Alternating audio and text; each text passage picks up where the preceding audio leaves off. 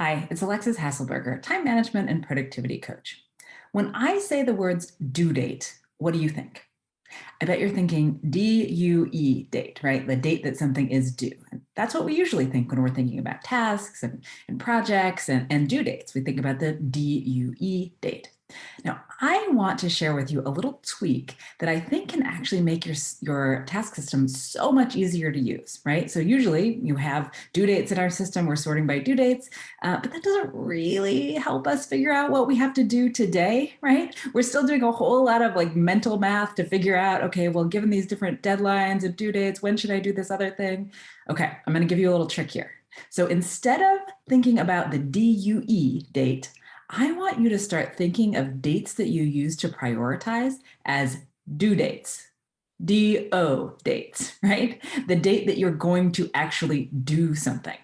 Now, when you start thinking about your tasks and your projects in terms of the date you're going to do a next action or do a next step, instead of the date that the final thing is totally due, this is going to really help you to hone in your time management planning skills around what you have time to do and when. Now, a lot of people think, of course we sort by the due date, right? How else would we know the relative priority of the things that we need to do, right? But that just doesn't give us enough data. Instead, if we can break down our tasks and projects into next steps and next actions, then we can assign a due date, a DO date, or sometimes I call it a next action date, right? Because it gets really confusing to talk about due dates versus due dates. So I call it a next action date. And now you can sort your system, your tasks by what you actually have to do on any given day to meet those due dates and deadlines. So I just want to share with you this little tweak. Now, if you're thinking, well, my task system, whatever I use, it just says due date, DUE, and I can't change that. You're right. Most task systems, most apps just have one date field, and it's called the due date, DUE date. So what you can do is you can just co-opt that field. You can just take it over. And in your mind, it's going to be the due date, DO date, or the next action date, right?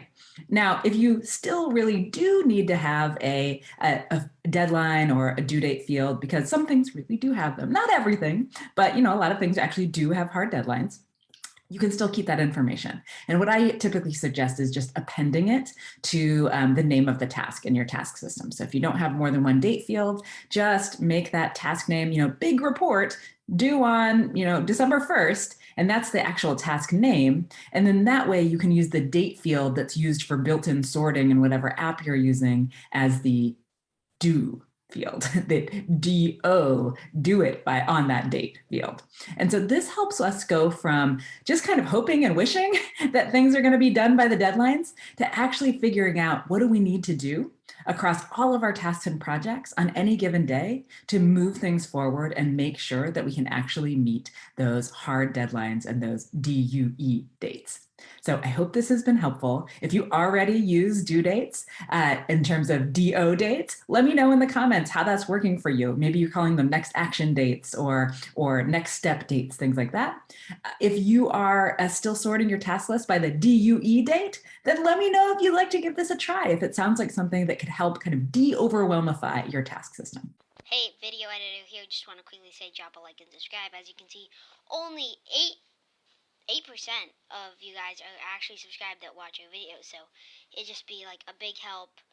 Comment something, like, just do anything, like subscribe, like.